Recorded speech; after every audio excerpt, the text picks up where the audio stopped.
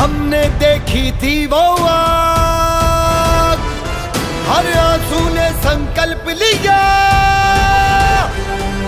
हर दिल में गूंजी पुकार,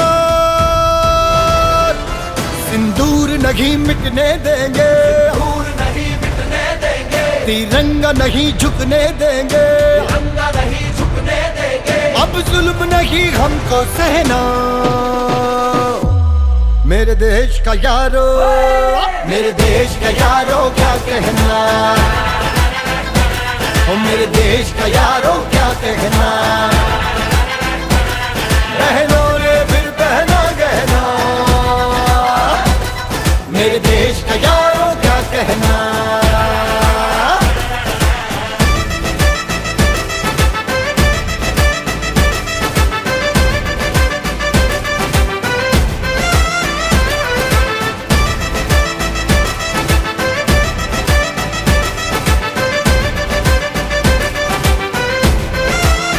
जो मासूम लहू से खेल गए, खंडर बन गए उनके किले, हर गोली ने जो जख्म दिए, चुन चुन के सारे बदले लिए।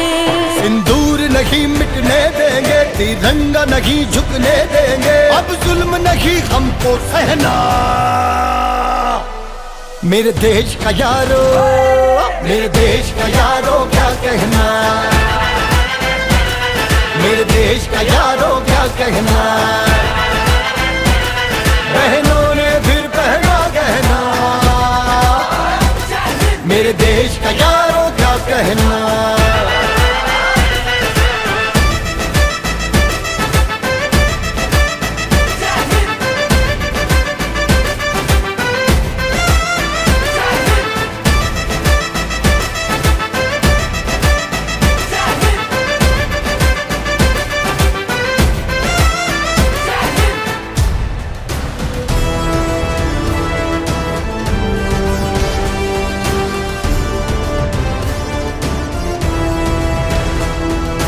पहलगाम की राख में हमने देखी थी वो आग, हर आंसू ने संकल्प लिया, हर दिल में गूंजी पुकार, सिंदूर नहीं मिटने देंगे, नहीं मिटने देंगे, तिरंगा नहीं झुकने देंगे, तिरंगा नहीं झुकने देंगे। अब जुल्म नहीं हमको सहना, मेरे देश का यारो, मेरे देश का यारो क्या कहना, ओ मेरे देश का यारो क्या कहना, बहनों ने फिर पहना गहना, मेरे देश का यारो क्या कहना।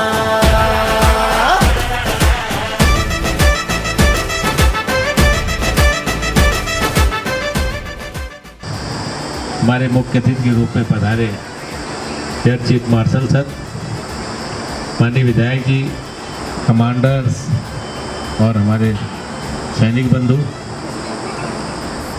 बहुत अच्छा लगा मुझे यहाँ इस कार्यक्रम में आकर के। वैसे हम कुछ लोगों से पहले यहाँ पर मिलते रहे हैं, जो लोग हमारे सेनाओं के लिए अपना योगदान दे चुके हैं, लेकिन आज यहाँ पर इतनी भारी तादाद में सब लोग इकट्ठा हुए हैं।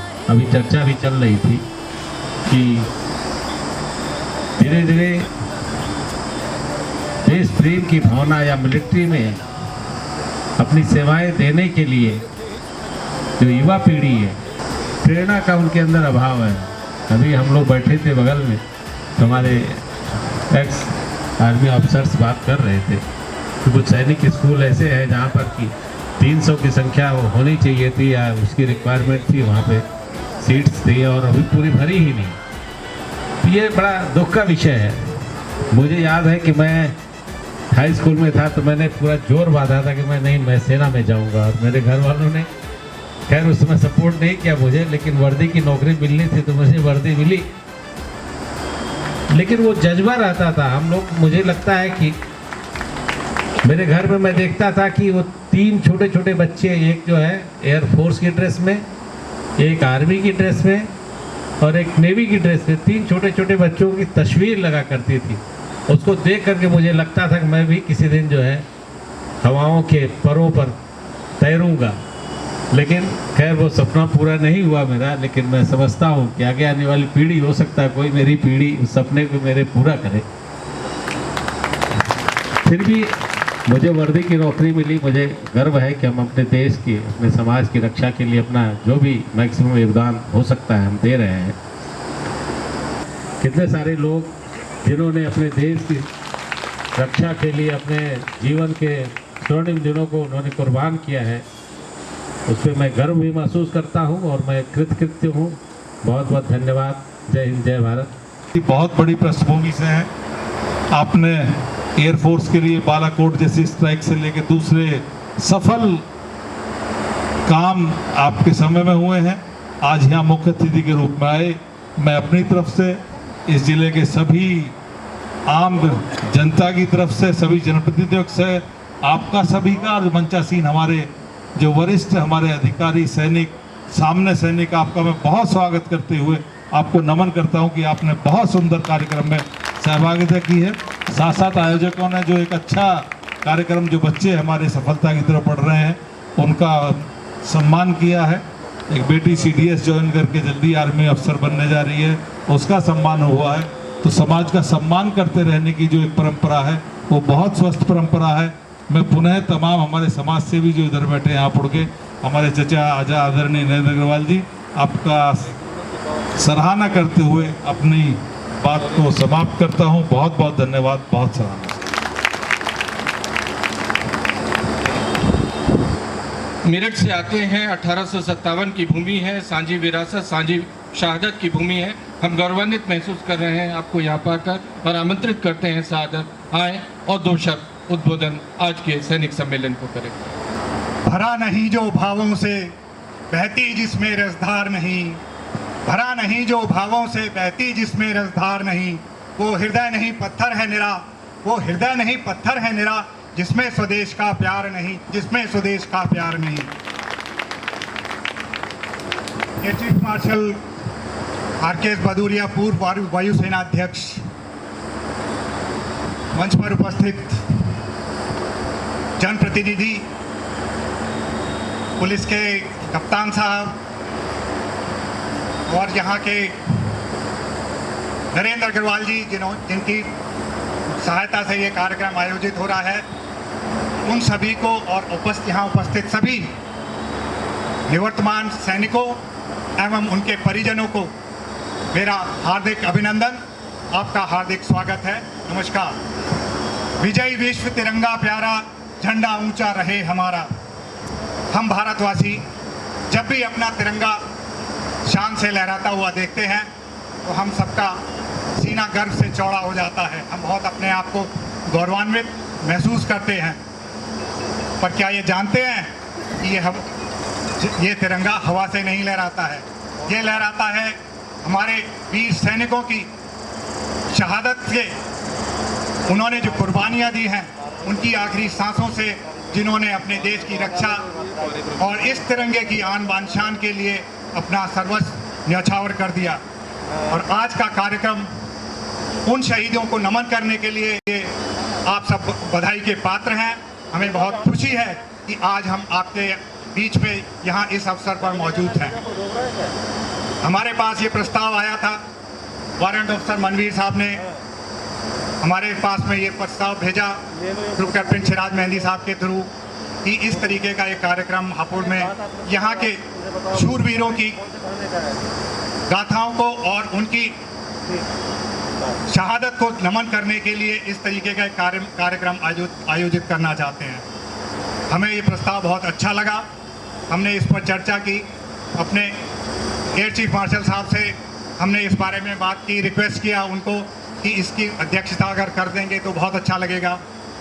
उन्होंने सहर्ष इस अनुरोध को स्वीकार किया, लेकिन बीच में देश की कुछ परिस्थितियां बदल गईं, इसलिए ये कार्यक्रम जल्दी ना हो करके अब हो पा रहा है। फिर भी हम इस बात से बहुत संतुष्ट हैं कि इतनी सारी संख्या में आप लोग आए हैं और आपने अपने इस एक स्वर्णिम काल देश के लिए समर्पित किया है। उन्होंने अपना भरपूर योगदान दिया है कि देश पूरी तरीके से सुरक्षित रहे, राष्ट्र एक शक्तिशाली समृद्ध भारत बने।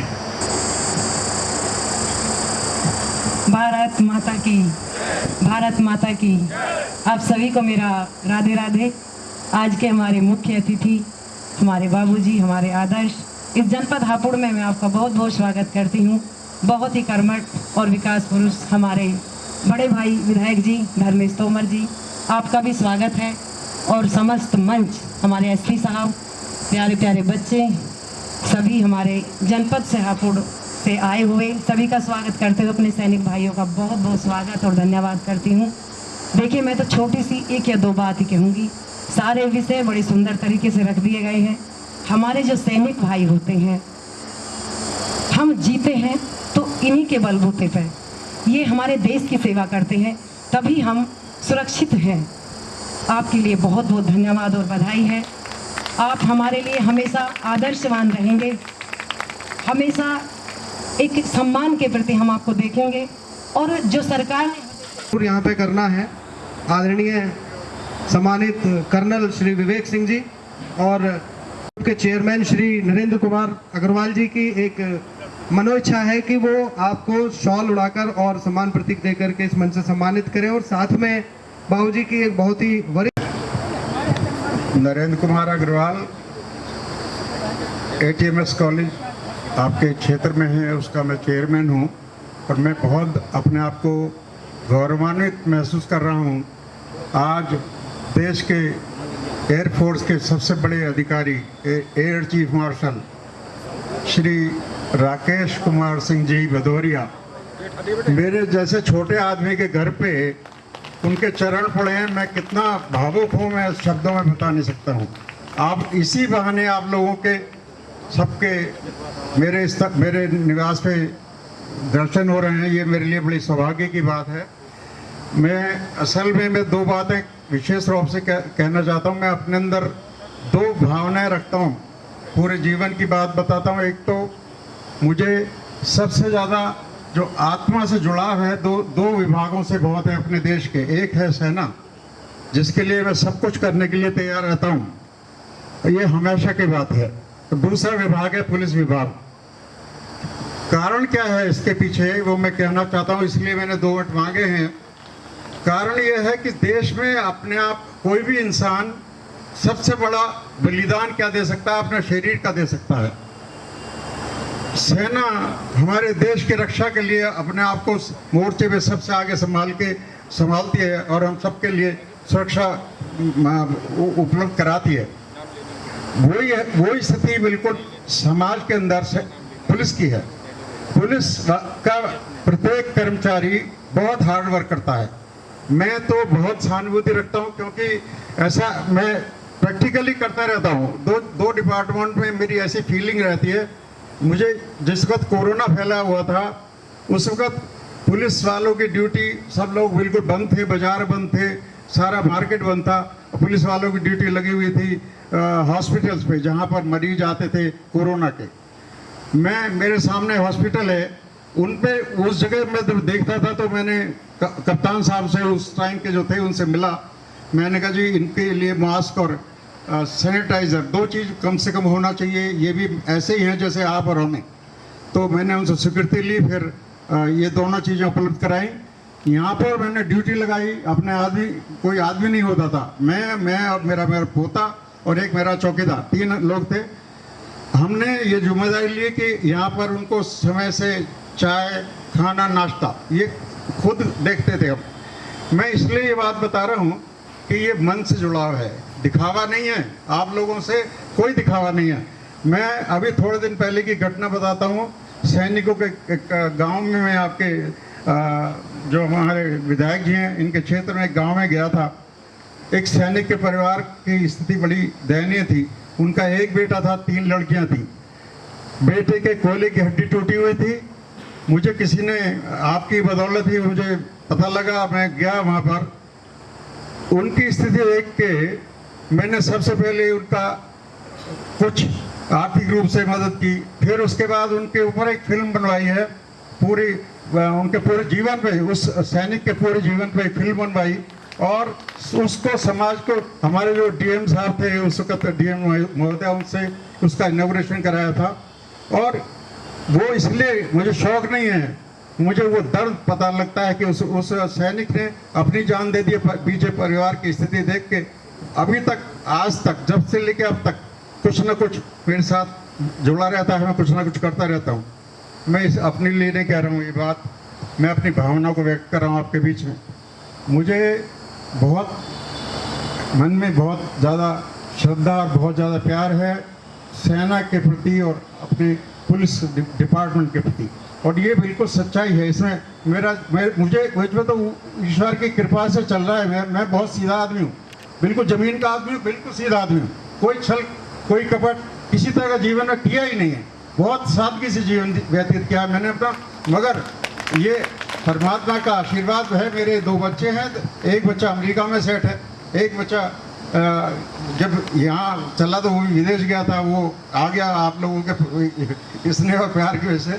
वो थोड़ा कॉलेज को देख रहा है, कॉलेज भी जनसेवा का ही काम है, वो कमाई का काम बिल्कुल नहीं है। मेरे यहाँ कॉलेज में बिल्कुल स्ट्रिक्टली मेरे जो डॉक्टर ये अरुण जी जो संचालन कर रहे हैं यहाँ पर, ये समर्पित हैं वहाँ, ये पैथोलॉजी विभाग के हेड हैं डॉक्टर साहब। और ये बता दूँ आपको कि मेरे सारे कॉलेज में एक भावना रहती है कि हमें अपने क्षेत्र के बच्चों के जीवन को बनाना है। ये मेरी बिल्कुल डायरेक्ट इंस्ट्रक्शन है कि मैं, मुझसे जो चाहिए मैं करूँगा, इन बच्चों के जीवन को बनाओ। ये बिल्कुल, तो मेरा तो यह है कि आप सब लोगों में से, इसी कारण मेरा शरीर ठीक है।